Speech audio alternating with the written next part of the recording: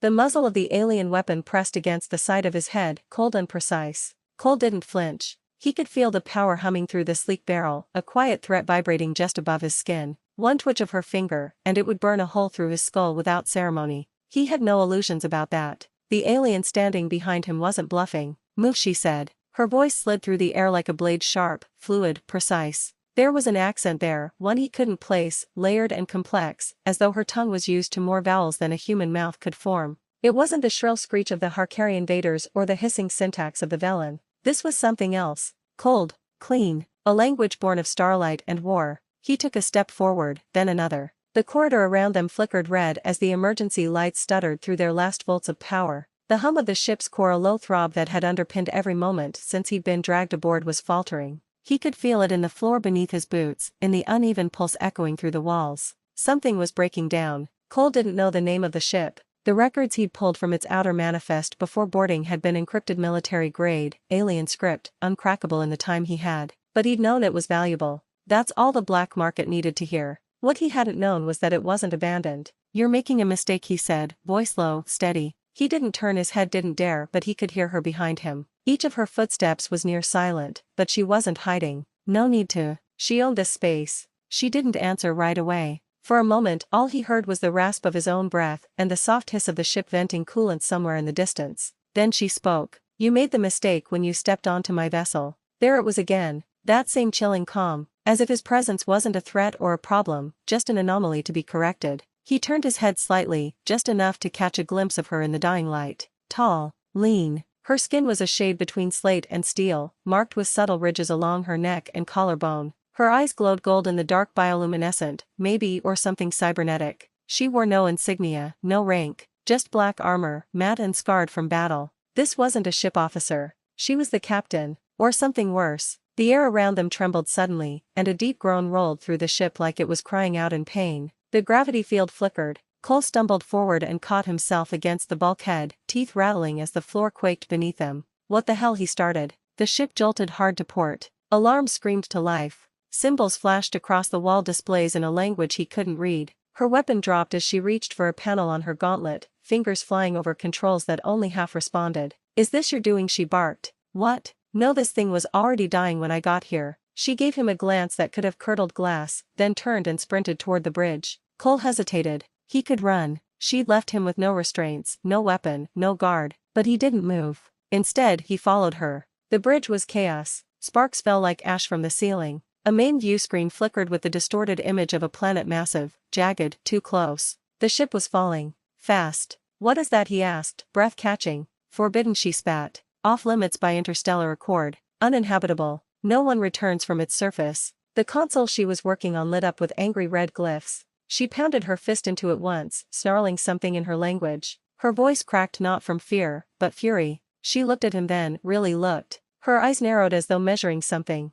"I need your hands," she said. Cole blinked. "Excuse me." She gestured to a secondary control cluster. "Human fingers. Fit this model. Start rerouting power from the lower decks. Stabilize descent vectors." He hesitated. "Why should I help you?" The ship screamed around them. She met his eyes. "Because if you don't, we both die." It wasn't heroism that made him move. It wasn't trust. It was the understanding of something deeper, survival. And for the first time, they needed each other. He dove to the console, pulled back a panel, and started rewiring. The tools were alien, but the logic was familiar. Power cells, transfer paths, subroutines. The interface burned his fingertips, but he kept working. 30 seconds until atmosphere breach," she said tightly. "Almost there. Come on." Another jolt. This one violent enough to throw him into the wall. The stars outside the screen twisted like oil on water. He could see the planet now, clearer. It was wrong. Colors that didn't belong. Land masses shaped like fractured bones. The kind of place that wasn't made by nature or design but by accident. Or punishment.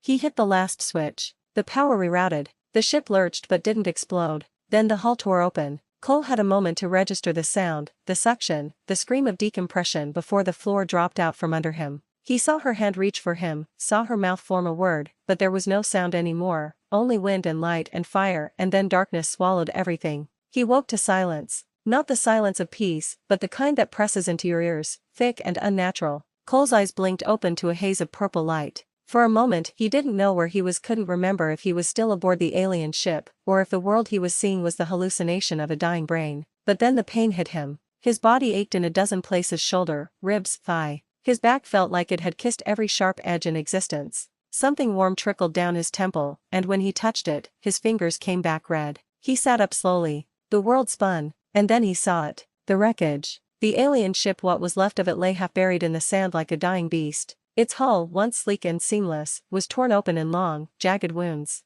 Black smoke rose in lazy spirals, carried off by a dry wind that reeked of scorched metal and ozone. Pieces of the vessel were scattered across the landscape like bones from a carcass picked clean. The sky above was a cracked bruising of lavender and burnt orange. Two suns hung low near the horizon, one larger than the other, casting twin shadows that stretched and warped. Clouds, if they were clouds, moved like tendrils, too slow, too purposeful. The wind whispered in strange patterns. Not noise, not quite. A planet not meant for life. He stood, staggering. His boots sank slightly into fine dust, tinted with a deep greenish hue. The sand was warm, vibrating faintly beneath his feet. It felt alive. Then he saw her. Sarava. She was sprawled not far from him, half covered in the metallic tarp of a ship fragment. One arm was pinned, her dark armor cracked and scorched. Her head lolled to the side, blood trailing from a gash along her jaw, blood that shimmered violet in the twin sunlight. "Hey," Cole croaked, stumbling toward her. "Hey, don't you dare be dead." He knelt beside her, hand hovering over her throat until he felt it a pulse. Weak, but present. She groaned softly, her face tightening in pain. "Sarava," he said, more firmly now. "Wake up." Her golden eyes flickered open. For a moment she stared at him, unfocused. Then her lips parted. "You," she said, hoarse. Still breathing. "You sound disappointed." She tried to sit up. He stopped her with a hand against her shoulder. "You've got a dislocated arm. Maybe worse." "Let me, I can stand," she snapped. But when she tried, her legs buckled, and she fell into him. He caught her, and for the briefest second, she didn't resist the contact. "You're not exactly winning the intimidation contest right now," he muttered. Her glare could have curdled steel, but she didn't push him away. He helped her sit up, inspecting her arm. The joint was out of socket badly. She hissed when he touched it. "I need to pop it back in," he said. She gritted her teeth.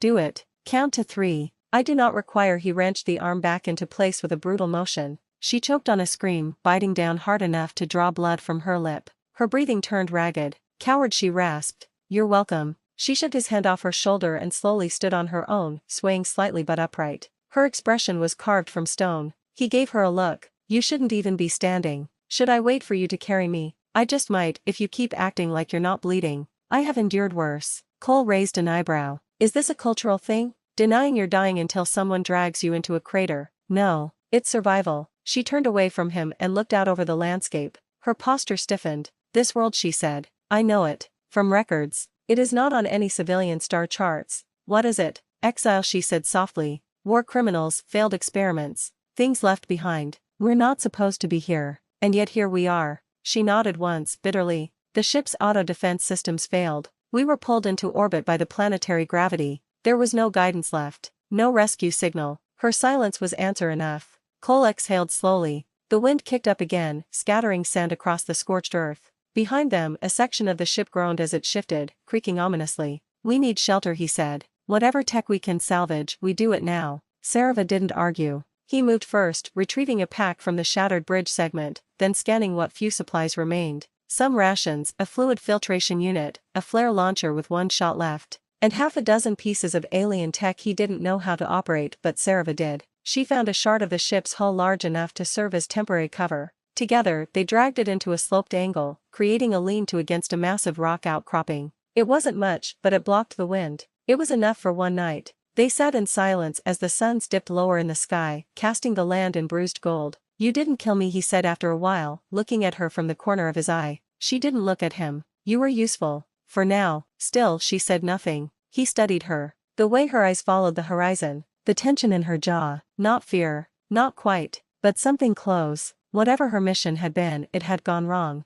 And now she was stranded on a planet she called Exile with the very human she'd held at gunpoint hours ago. "What's your name?" he asked quietly. Her head turned. "You already know it." "No, I mean, not what I call you. What do you call yourself?" She hesitated. Then she spoke a name, soft, lilting, full of unfamiliar syllables. He tried to repeat it, clumsy and thick-tongued. She smirked faintly. "You may call me Sarava," she said. "It is close enough." He nodded. "Cole." She said it slowly. "Cole." His name in her voice sounded strange. like a note struck just off key, but she held on to it. And in that moment, beneath two dying suns, surrounded by wreckage and silence, something shifted between them. They were no longer captor and captive, just two survivors on a planet neither of them understood, and they had only each other. The second night was colder. Cole hadn't expected that. The twin suns had scorched the sky all day, baking the sand until it shimmered like glass. But now, with both dipped below the jagged mountains on the horizon, the planet seemed to exhale long and slow, and the heat drained from everything. Cole tightened the shredded thermal wrap around his shoulders and glanced over at Sarava. She sat cross-legged beneath the curved metal of the hull shard, her back straight, eyes open, unmoving, like a statue carved from obsidian and blood. Her armor was half peeled away now, the cracked pieces set beside her like shed scales. Beneath it, her body was lean, cored muscle and strange bruises that shimmered in violet tones. Her skin healed differently, faster. He cleared his throat. You sleep with your eyes open. I don't sleep, ever. Her gaze flicked toward him, golden eyes reflecting the pale moons now climbing into the sky. Not like you do. He didn't press. He'd learned quickly that Sarava didn't give information for free. Everything he'd gotten from her since the crash had been earned through action, through silence, through endurance. Still, the nights were long, and in the dark, even two enemies could speak. Your people, he said, carefully. Are they going to come looking for you? No, because they can't, or because they won't. She didn't answer right away. The wind picked up, carrying with it the dry rattle of distant vegetation. If it was vegetation, everything on this planet looked like it had grown out of rot and shadow. I defected, Sarava said finally. Cole blinked. From what? From war. The words were simple, clean, but they hit like a hammer. He leaned forward slightly. Your kind's at war. All kinds are, she replied. Yours too. That's not an answer. It's all you'll get. Cole studied her. In the flickering light of their salvaged power cell, she looked even more alien than before. Not just in the ridges of her skin or the way her fingers curled unnaturally, but in how still she was. Perfectly still. Not even her breathing moved her shoulders. Why take me hostage then, he asked. If you left the war behind, why pull a gun on me? Her jaw tightened. I didn't know you. That's usually when people don't start with hostage taking. Her voice dropped. You entered my ship unannounced. Human ships do not come near sovereign borders unless they want something. You could have been a bounty hunter, a saboteur, a spy. You could have destroyed what I was trying to protect. What were you protecting? Now her eyes locked onto his. She didn't blink. Secrets, she said. Truths no one wants to believe. Cole let out a breath, running a hand through his hair. Dust clung to everything. Even the air had a taste metallic, like old copper and ozone. So you hijacked me, and then we crashed together, and now we're stuck on a planet with no name, no tech, no food supply, and no one coming to get us. Hell of a first date. She gave him a look neutral, unreadable. I'm joking, he muttered. I know, she said. Then, after a pause, human humor is often a reaction to fear. Not fear, he said. Despair. Sarava didn't respond. She reached into the satchel beside her and pulled out a small black device, about the size of her palm. She turned it over, tapping the edge with a claw-tipped finger until it lit up, casting pale symbols across her skin. What's that? Scanner. Damaged, but still enough to search for life forms nearby. Cole leaned closer. Anything. She rotated the device, angling it toward the hills beyond their makeshift shelter. After a long silence, she pointed. 3 clicks south, she said. Weak signature. Unreadable species. Could be a creature, he said. Could be worse. But it's the first sign of anything. She nodded once. Cole stood. Then we go at first light. Sarava didn't move. He glanced at her. You're not coming. I'm stronger in the dark, she said simply. My sight adjusts. My movement is less visible to predators. That's comforting. You are not strong at night, she added. You sleep. You falter. Your species evolved in light. He sat down again, grumbling. You say that like it's a character flaw. She tilted her head, studying him. It is not weakness. It is difference. I need to understand you if I'm to survive with you. Cole looked at her. The alien who had dragged him at gunpoint into this spiral of chaos. And yet she was talking to him like an equal, like someone who might matter. You really think we'll be here long enough to care, he asked. Her voice dropped. No one comes to this planet. Not by accident. Not by choice. You don't leave it. Silence pressed between them again, heavier than before. Cole lay back against the hull metal, arms behind his head, staring up at the moons. He didn't speak, neither did she, but he could feel her watching him, measuring him. Not as a target now but as something else, something harder to define. And somewhere, deep in the distance, the wind changed. A new sound whispered through the dark. A sound that didn't belong. A sound that moved. They weren't alone. By the time the larger of the two suns cracked over the horizon, bleeding light across the jagged hills, Cole was already awake. He hadn't slept much. What passed for rest was shallow and broken, full of sounds that weren't dreams. The planet never went quiet. Even in the deep hours of night, it breathed, or something did. The wind whispered like a voice just beyond hearing. And just once he'd opened his eyes to find Sarava crouched on the edge of the rocks, unmoving, her gaze fixed toward the southern cliffs where the scanner had picked up that strange life signature. She hadn't told him what she saw. Now, she moved silently beside him, ready. She had refitted her armor, adjusted the straps with surgical precision, and affixed a short, curved blade to her thigh. No rifle. No explosives. She walked into the unknown like she expected it to blink first. Cole packed lighter. The flare gun. A makeshift sling for his shoulder. He found a piece of ship plating that could pass for a short shield and strapped it to his forearm. Not exactly regulation, but this wasn't Earth. This wasn't anything close. The two of them set off across the alien terrain, shadows long behind them. The ground changed beneath their feet the farther they went. Sand gave way to cracked, rust-colored stone. Veins of mineral ran through the earth in unnatural patterns like circuitry beneath their boots. Strange plants bloomed from crevices, tall and pale, trembling slightly even in still air. They moved without speaking, conserving breath. The air here wasn't thin, exactly, but it didn't feel made for human lungs. Cole could taste it in the back of his throat, metallic and dry, like breathing through wire mesh. After 2 hours, they came upon the first sign of structure. Look, Cole said, pointing. Half buried in the side of a ravine was a collapsed tower, black and silver, grown over with calcified roots. It wasn't natural. No mountain shaped itself like that. This had been built long ago. The architecture wasn't human, and it wasn't Sarava's either. I recognize nothing, she said. This isn't from any charted system in my quadrant. Great. So it's ancient and mysterious. That always ends well. She crouched near the base of the ruin and touched one of the roots. It flinched. Cole stepped back instinctively, his hand going to the flare gun. It's alive. No, she said slowly. Not in the way you think. He looked at the surrounding cliffs. They were deeper here, taller, more jagged. Shadows pooled in the valleys, thick as oil. The wind had stilled. It was too quiet. You hear that? He asked. No, exactly. She stood, eyes scanning the rocks. Stay behind me. You think I'm going to argue with that? Then the silence shattered. A high, trilling shriek split the air from the south, and the scanner on Sarava's wrist lit up in a flurry of glyphs. She spun toward the direction of the cry, drawing her blade. From the canyon beyond, something moved. It was fast. Too fast. It burst from the shadows in a blur of limbs and spines, a creature shaped like no animal Cole had ever seen, six-legged, its skin like burnished stone, eyes vertical and gleaming like obsidian shards. It didn't run. It flowed, like water shaped into a nightmare. Back. Sarava barked. Cole fired the flare gun out of instinct. The shot lit the air in a sudden burst of fire and light, blinding. The creature screeched, veering mid-lunge. It crashed into a boulder, skidding across the dust in a tangle of limbs. Sarava was already moving. She dove forward with terrifying grace, blade flashing. 1 slash. 2. She danced past the beast's limbs, carving deep lines across its side. It retaliated with a whip-like tail, striking her square in the chest. She flew back, hitting the rock wall hard enough to crack stone. Sarava, Cole yelled. The creature turned toward him now, bleeding dark fluid from its wounds. It opened a mouth full of hook-like teeth and hissed. He backed away, lifting the broken shield, laughable, really, but bracing anyway. The thing pounced. Then, a crack so loud it split the air. Sarava fired. Not with a gun. With something else. A burst of energy pulsed from her palm, white and blue, spiraling into the beast's chest. It froze in midair, limbs twitching. Then it exploded from the inside, an implosion of mass, as if the creature had been pulled backward through itself. Cole fell to the ground, blinking. When he looked up, she was standing over the smoldering remains, her chest heaving. What the hell was that? He asked. She didn't answer at first. She bent, picked up her blade again, and slowly wiped the creature's black blood from its edge. That, she said, was made here. Not born. Not evolved. Constructed. Cole swallowed. Constructed by what? She looked at the ruin. At the roots. At the way the land seemed to breathe.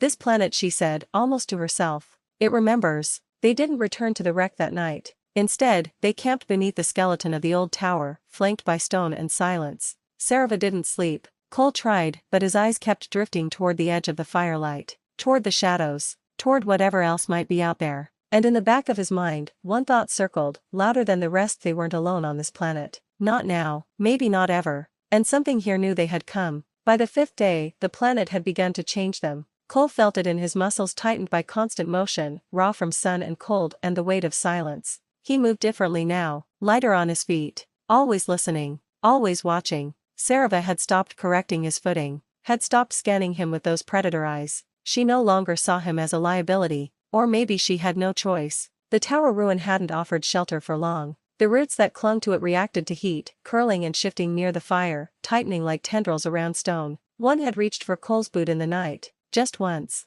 just enough to let him know it was awake. By morning they were already hiking toward the mountains. Sarava had said the readings came from deeper within the range, bursts of energy too stable to be natural, too faint to be recent. Signals, like ghosts trying to remember how to speak. Cole scaled the slope ahead of her, sweat streaming down his back despite the cold. The terrain was brutal, needle-thin ridges, crumbling black shale, valleys of ash that felt like stepping through memory. The air was thinner here, or heavier, he couldn't decide. Behind him, Sarava moved like she belonged, like her body had been designed for this place. She didn't pant, she didn't stumble. Her armor clicked quietly at her joints and her eyes missed nothing. Cole hated how jealous he was of that. As they crested the next ridge, the world cracked open. The valley below wasn't made of stone, it was metal. Black, scorched and ancient, a crater-sized facility embedded into the landscape like the planet had grown around it. Towers jutted out like broken fingers. Lights still glimmered beneath some surfaces, glowing faintly beneath layers of dirt and time. Cole stepped forward, stunned. That's not wreckage, that's a base. Not mine, Sarava said. Not mine either. They stared for a long time. Then Sarava said something he hadn't expected. I think this was a prison. Cole looked at her. You think? She pointed to the outer wall's curved, inward-facing spikes. Defensive posture from within. Designed to keep something inside, not out. Keep what inside? Her silence was the worst kind of answer. They descended. Closer, the scale of the facility became overwhelming. Some walls stretched 40 meters high. Entrances had long since collapsed, but Sarava found a breach clean and straight, like a blade had split the wall from within. They stepped through it and into a corridor of ruin. The air was colder inside. Lights flickered along the walls. Not randomly, rhythmically. A pulse. Still powered. Cole asked. Something is. Sarava touched the nearest panel. Her fingers danced across the surface. Glyphs flared to life, spirals, lines, nested shapes that rotated on their own axis. This is pre-Empire tech, she said. Pre-language. No translation key. It speaks in thought patterns, not words. You're saying the walls think. I'm saying the ones who built this didn't need writing. She took a breath. This was built by the Keth. Cole blinked. Never heard of them. No one has. They disappeared before either of our species left their homeworlds. Some say they ascended. Others say they tore open something they couldn't close. Something like, that creature we killed. She gave him a long look. They didn't build prisons for animals, she said. They built them for ideas. A chill laced down Cole's spine. Ideas, entities, technologies, forces that couldn't be destroyed, only contained. They moved deeper. Every corridor felt heavier. The walls too close. The darkness too quiet. Then they heard it. A sound like breath. Like something exhaling from deep beneath the metal. A slow, dragging whisper that made the hair on Cole's arms rise. He turned. The corridor behind them empty. No movement. No light. But Sarava was tense now. Her shoulders hunched, blade half drawn. We're being watched, she said. He didn't argue. They found a chamber near the heart of the structure, a circular room, 50 feet across, with a dais in the center. On it stood a machine, or what was left of one. Slender and tall, reaching upward like a tree of wire and crystal.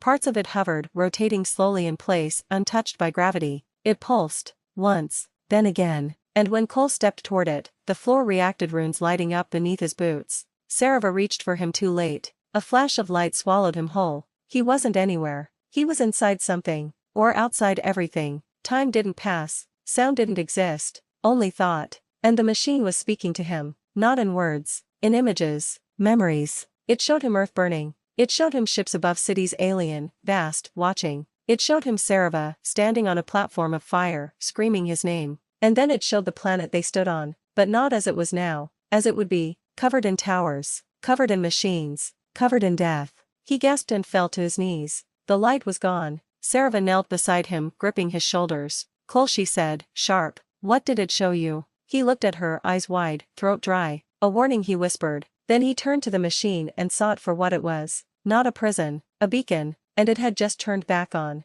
The beacon's pulse continued steady now. A slow heartbeat thudding through the walls, through the floor, through Cole's bones. He crouched on the cold metal dais, one hand braced against the smooth, alien surface. The images still clung to his mind like smoke half formed, burning at the edges. Earth in ruin. Ships like gods descending. Sarava screaming through flame. A future. A prophecy. A warning. Sarava stood rigid, back to him, watching the corridors like something might come running from the dark. Her voice was low, urgent. Did you touch it? No, Cole said. It touched me. She turned to face him. Her face was unreadable sharp lines, dark eyes, tension wired through her posture like a drawn bow. She looked afraid. That made him afraid too. What did it show you? She asked. Cole stood slowly. A war. One we lose. Her jaw tightened. We, humans, maybe more than just us. Sarava walked around the beacon slowly, studying it from every angle. The rotating crystal slivers hovered in defiance of gravity, humming. She reached toward one, paused inches away, then pulled her hand back. It activated when you stepped close, she said. So it didn't respond to me. You saying it's human, I'm saying you might be the key. Cole laughed once, hollow. I'm a nobody, Sarava. I repair ship hulls. I carry a wrench. You think I was chosen? No, she said. But proximity to the right wounds, the right history, can echo through time. The Keth were obsessed with resonance. Thought. Pattern. You carry something they recognized. He stared at the machine. And now what? It's sending out a signal. She didn't answer. A soft tremor rolled beneath their feet. The beacon brightened. Sarava spun toward the corridor, already drawing her blade. From somewhere deep in the structure, a new sound echoed, a low groan, mechanical and vast, followed by a hiss, then another. Locks releasing. Something's waking up, Cole said. No, Sarava whispered. Something's being released. She moved fast, grabbing his wrist and hauling him off the dais. We need to go. Now. They ran. Through the pulsing corridors, through the flickering light, as the walls behind them began to shift, rotating inward, closing off chambers they had only just passed. The facility was changing, restructuring, and the beacon kept pulsing. Faster now. Like a countdown. They burst back into the open valley, daylight cutting into their eyes like knives. But the light didn't bring safety. Above the horizon, storm clouds had begun to gather fast, too fast, spiraling unnaturally around a single, unmoving point in the sky. Cole stopped, chest heaving. What is that? Sarava didn't answer. Her eyes were locked upward, watching the storm. There was something in her expression he hadn't seen before. Recognition. This planet isn't just a prison, she said. It's a trigger, a fail-safe. For what? Before she could answer, a blinding white beam tore from the clouds, striking the mountain behind them. The earth jumped. A sound like thunder inside their skulls sent them staggering. Cole hit the ground hard, dirt in his mouth. The mountain cracked. A black shape rose from it, vast, angular, covered in stone and moss and metal. It wasn't a ship. It was a door. And something on the other side had just started to open it. They watched in stunned silence as the mountain split down the middle. Lights cold, violet flared and rose along the interior. Then, something began to move. Sarava cursed softly in her language. They were storing vessels here. Cole pushed to his feet. Ships, not ours. Whose then? She looked at him. The ones who come after the war ends. The ones who clean up. He didn't understand. Not really. But the fear in her voice made it real enough. Then the sky shifted again. The storm spiraled inward faster, brighter, like a hole being punched into the atmosphere. A ripple pulsed outward. Birds or things shaped like them flew from distant trees in flocks, screaming. And a voice echoed in Cole's skull. Not words. Felt more than heard. You opened the gate. He clutched his head. Sarava fell to one knee, hissing in pain. You are marked. The voice vanished. Cole gasped, shaking. Tell me I imagined that. Sarava didn't speak. Her hands were glowing. Faint, but visible lines of energy curling beneath her skin like veins of starlight. Her eyes, wide with panic, met his. I didn't activate the beacon, she said. You did. But I was standing too close. Close to what? An imprint. Cole looked down. The skin of his forearms was changing. Not color. Texture. Glyphs. Symbols from the beacon glowing faintly, like static behind skin. It marked us, he said. No, Sarava whispered. It linked us. They both turned back to the open mountain. Inside the structure, something stirred. A shape of figure stood motionless within the illuminated door. And then it moved. One step forward. Not fast. Not aggressive. But with purpose. It wasn't entirely solid. Not entirely real. But it walked like it remembered how. And it was walking toward them. Cole's hand found Sarava's instinctively. She didn't pull away. Whatever they had done, whatever this world had waited centuries for, they were part of it now. And whatever was coming, it was already here. The figure descended the slope with the calm inevitability of a falling star. Not hurried, not hesitant, but deliberate, as if it had all the time in the world because it had never stopped waiting. Cole stood frozen, half blinded by the stormlight flaring overhead. The air trembled with a pressure he couldn't explain, like something was pushing against the inside of his skull, whispering without words. Beside him, Sarava was tense, blade drawn, not raised, not yet, but gripped tightly enough for her knuckles to pale. The figure was humanoid, mostly, but it shimmered at the edges, like its body was only one version of itself layered over others. A shifting outline, a suggestion of shape, no face, no visible eyes. And yet Cole knew with sick certainty it was looking at him. It's not entirely in our dimension, Sarava muttered. Not anchored. What is it? He asked, voice shaking. She didn't answer immediately. Then a messenger. The figure stopped 20 meters away. The earth around its feet cracked silently, glowing faintly from beneath. No sound, no footsteps. It didn't need them. It raised one hand. Cole flinched back, shielding his face with his arm. But nothing struck him. Instead, light bloomed across the air between them, hanging in space like paint poured into water. Symbols, spirals, images. Another memory, another vision. This time he chose to look. And the world around him vanished. He stood in space. Not outer space. Not black, cold, endless void. This was constructed space. A vast network of rings orbiting a starless core. Metal the size of planets. Engines that turned gravity into thought. Cities carved into moons. And in the center them, the Keth. He could not see their true forms, only outlines of species that had shaped the universe like glass, bending time, folding light, building prisons out of worlds. They hadn't ascended. They hadn't died. They had sealed themselves in, to stop what they'd created. Weapons of thought. Beings made from intention, from fear, from ambition. Born from the very machines that had made the Keth gods. One had escaped. One had survived. And the beacon, the planet, the storm, it wasn't a call for rescue. It was a deterrent. A message to the stars. Do not follow us. Do not wake what we buried. But it had been too long. And someone had come looking. Someone like Cole. Or the people who built the ship that brought him here. Curious. Arrogant. And now it was waking too. The vision ended. He dropped to one knee, gasping. Sarava caught him, barely keeping him upright. What did it show you? She asked. The Keth, he said. All of it. This world, it's a vault. But the lock's breaking. Behind them, the figure was still there. Still watching. Sarava stepped forward. What do you want? She demanded. It didn't speak. It radiated. A single pulse of thought washed over them both, nearly sending them to the ground again. Protect the breach. Cole steadied himself. What breach? The vault is open. It will cross over. You are linked. You are marked. What's crossing over? He asked. A pause. Then the thing that survived the end of purpose. And suddenly, Cole knew that the figure wasn't a threat. It was a gatekeeper. And the real threat hadn't come yet. From the mountain's heart, the second signal flared. A rupture in the valley floor, light spearing upward like a scream. The air screamed too, sound tearing sideways, reality flexing as something huge moved beneath the crust. The figure turned its head, if it even had a head, and looked toward the rupture. Then back at them. This world has chosen you. It remembers the shape of resistance. And with that, the figure faded, unraveling into light, scattering into the wind. Cole sank to the ground, dizzy, shaking. His palms were glowing again, brighter now. Sarava crouched beside him, breathing hard. What does it mean? He asked. It chose us. I don't know, she whispered. But if that thing was a gatekeeper, she looked toward the pulsing light.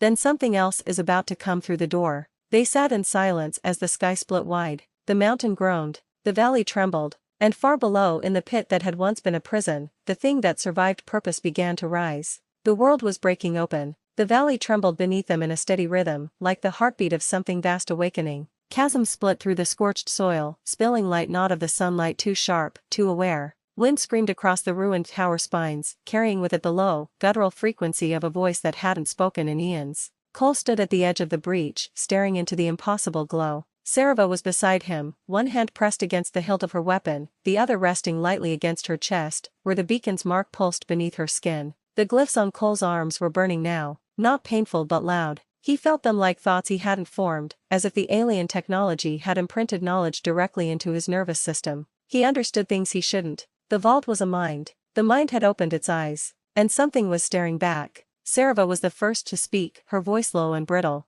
It's not crossing from somewhere. Cole glanced at her. What do you mean? She looked at him, the whites of her eyes gleaming unnaturally in the beacon-lit dark. It's crossing from inside us. The Keth didn't just bury a creature. They buried a concept. An infection made of thought. And it's using us to breach reality. Cole swallowed hard. How do you fight something like that? You don't. She turned back toward the rift. You contain it. Another tremor hit. The mountain behind them crumbled further. From the opened vault, something massive moved. Slowly, deliberately, not walking, not even crawling, unfolding. Reality distorted in its wake. Cole's knees buckled. He tasted metal in the back of his throat. All around them, the air took on pressure like the gravity of a collapsing star was trying to rewrite what up meant. Sarava grabbed his shoulder, anchoring him. Her eyes were wide and wild. Listen to me. This thing doesn't kill. It rewrites. It doesn't want us dead, it wants us converted. Cole stared at her, and in that moment he saw something that terrified him more than anything else. A flicker in her face. A tremor in her voice. She was afraid of herself. You feel it too, he said. She didn't answer. The ground before them cracked open completely, and the thing rose. At first, Cole thought it was a shadow. But shadows don't move like that, don't pull light inward, don't stretch across surfaces that aren't even there. It had no edges, no shape, only presence. A crawling mass of shifting geometry, as if it were made of thoughts that couldn't agree on what form to take. 1,000 voices whispered across the valley at once. Some of them in languages Cole didn't know, some of them in his own voice. You called us, you heard us, you let us remember. Cole staggered back, his own voice repeating things he had never said aloud: childhood fears, whispered regrets, every terrible decision, every cruel impulse. The creature wore him like a mask. Sarava screamed. Her hand sparked with light as the mark on her chest flared, sending arcs of energy through her armor. She didn't fall, she stood straighter. Don't let it talk, she hissed. Don't let it touch your thoughts. The creature paused. The whispering stopped. The storm above condensed, folding downward in a spiral.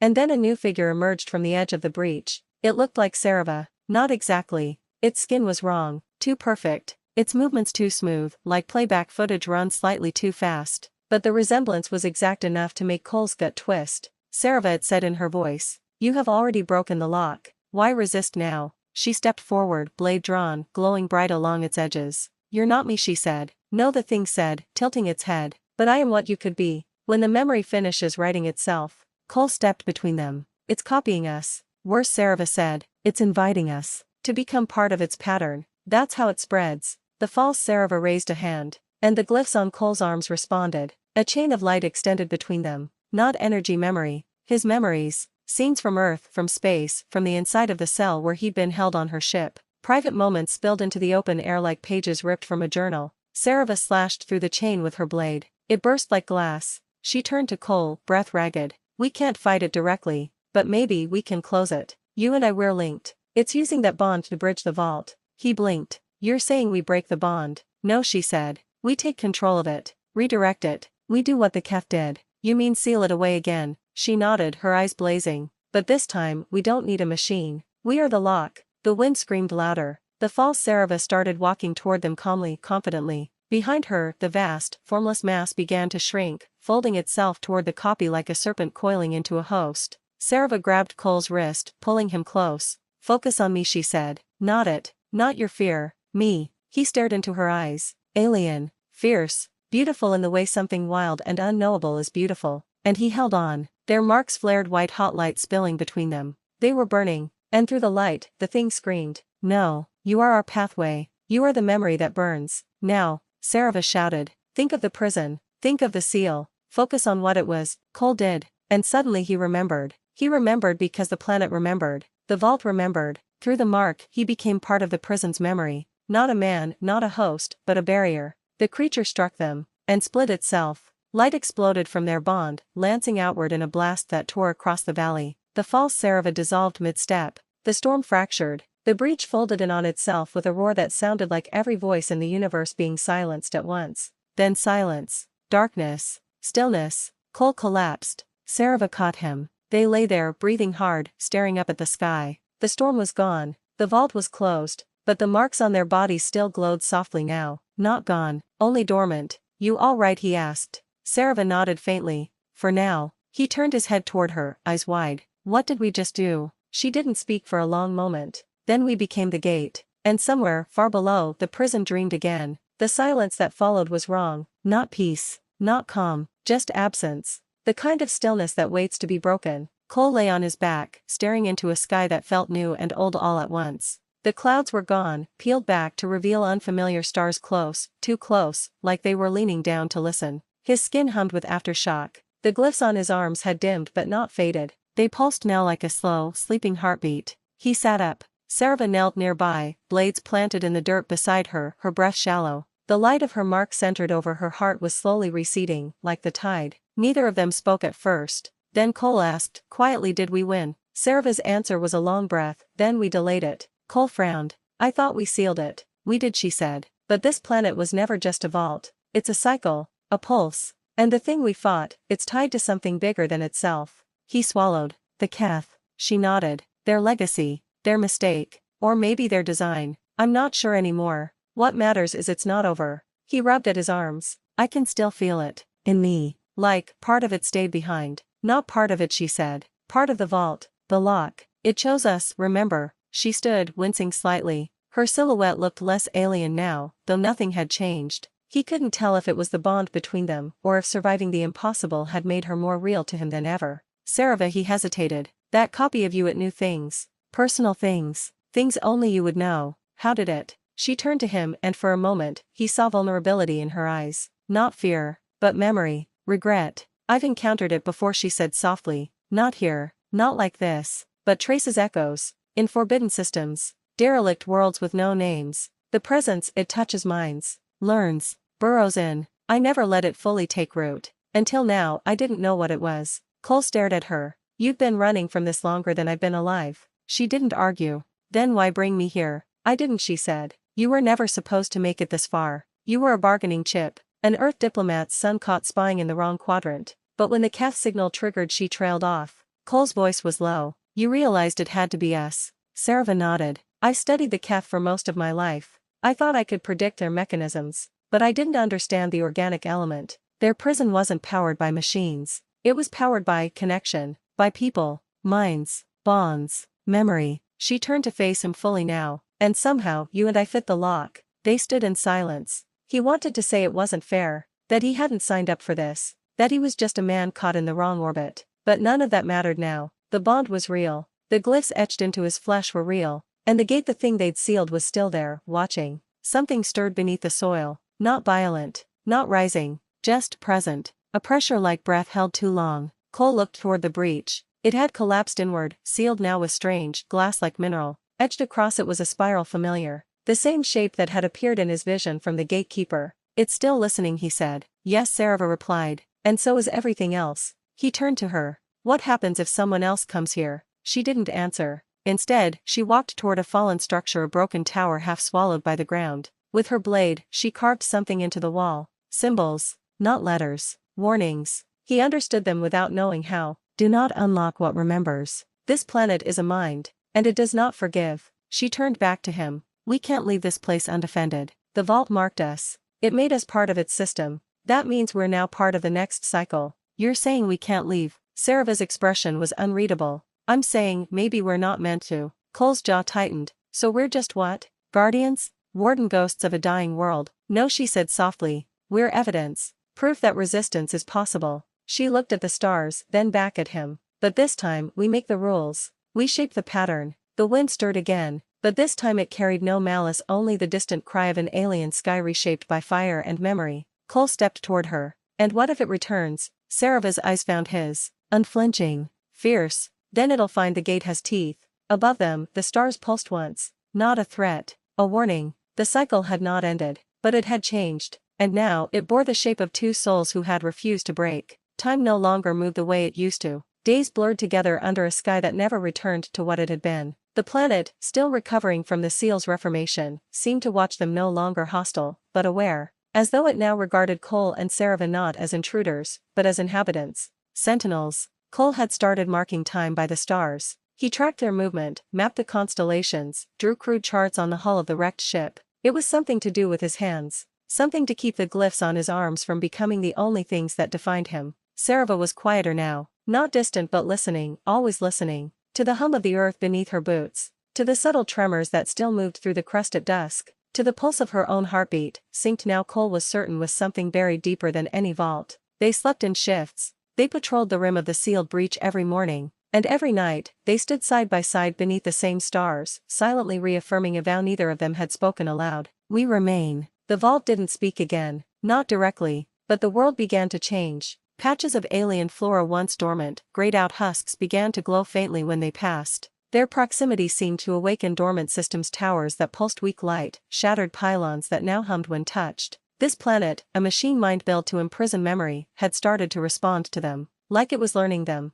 trusting them, or testing them. Cole sat one morning beside the edge of a cracked platform, his boots dangling into space. Far below, mist drifted across the fractured remains of ancient structures. Keth, no doubt. Their architecture was impossible to decipher. No symmetry, no corners, as if their builders had rejected geometry altogether in favor of something shaped by rhythm and thought. Sarava joined him, her presence grounding. He didn't look at her. Just asked, you ever think about leaving? She didn't answer right away. Then yes, but it's a memory, not a plan. He nodded. Sometimes I dream I'm back on Earth. No glyphs, no vault, just people, noise, air that doesn't smell like static. Do you miss them? He thought about that. I miss the idea of them, but I think I'm more afraid of what I'd bring back if I returned. She turned to face him fully. You wouldn't survive long if you left. Because of the vault? No, she said, because you've changed. You and I, we're not just marked. We're mirrored. The glyphs aren't just language or tech. They're imprinting who we are into the seal. When we die, the vault won't forget us. It will become us. That hit harder than he expected. He looked down at his arms. The glyphs had faded to faint scars, subtle patterns in his skin that flared briefly with heat when he touched Sarava or the sealed breach. What does that make us? He asked. She stared into the sky. The first memory that fought back. A silence passed between them, heavy and alive. Then a new sound came, subtle, mechanical. Cole stood immediately, his body tense. A signal, not from the vault, from orbit. He ran to the wreck's console, fingers flying across the surface. Static bled into sharp, artificial tones. Then distress signal received. Unidentified system. Planet classified as no entry zone under Interstellar Code 739. Responsive capable. Dispatch en route. Cole stared at the message as it repeated. Then again. A rescue ship. He looked back at Sarava. They found us. Her jaw tightened. Too soon. They'll come down. They'll dig. Maybe they'll open it again. No, she said. Not while we're still here. He turned to her, torn. But we can finally get out.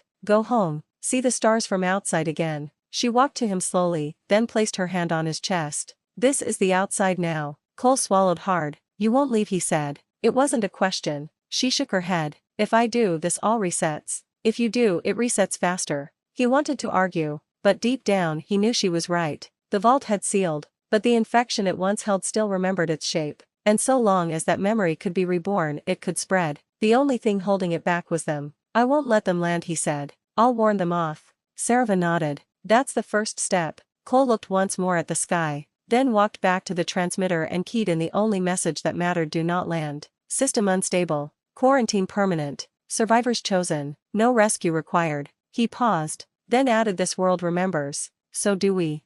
He shut off the beacon. No reply came. No confirmation. But high above, he imagined the ship turning away, and the stars blinked in quiet approval. He walked back to Sarava, the alien captain who had once taken him prisoner, the soldier who had become something more, ally, guardian, maybe the only one who could understand the shape of what they had become. They stood together at the edge of the breach, now a solid scar of glass-veined stone. The wind passed between them, not cold, not empty, just waiting, and when it returned again, it would find them ready.